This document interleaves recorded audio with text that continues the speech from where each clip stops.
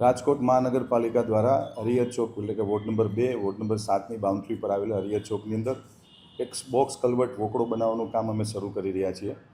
કામ ઘણા સમય પહેલાં મંજૂર થયું હતું, પરંતુ સર્વેશ્વર ચોકનું જ્યારે કામ ચાલતું હતું ને એ રોડ બંધ હતો, તો ટ્રાફિકનું ડાયવર્ટિફિકેશન આપવામાં આવ્યું હતું, તેના કારણે કામ શરૂ નહોતું થયું.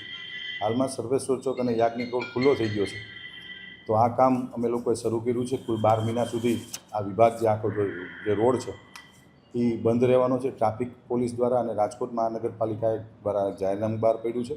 હરિહર ચોકથી ચૌધરી હાઈસ્કૂલ સુધી 12 મહિના સુધી આ રોડ બંધ રહેશે. કારણ એટલા માટે કે જે વોકડો છે એ આઝાદી વખતથી વોકડાનું કામ વોકડો બન્યો હતો, અને હાલ એની stability report, structural stability report negative આવવાથી કોઈપણ જાતની જાનહાનિ ન થાય, પ્રજાને કોઈપણ જાતની મુશ્કેલી ન પડે, તેના માટે અમે લોકોએ આ નવો વોકડો બોક્સ કન્વર્ટ વોકડો બનાવી રહ્યા છીએ. બ્રિજ બનાવીએ છીએ નાનો, જેના કારણે આ અમે લોકોએ બંધ રાખ્યું છે.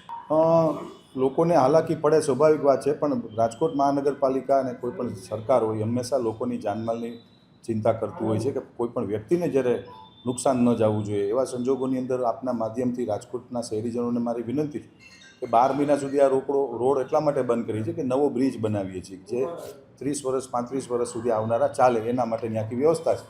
12 મહિના સુધી જે ટ્રાફિકને જે ડાયવર્ટ કર્યો છે, એ ડાયવર્ટમાં આપણે સૌએ ફોલો કરવું પડશે, એટલી આપની સૌને વિનંતી કરું છું.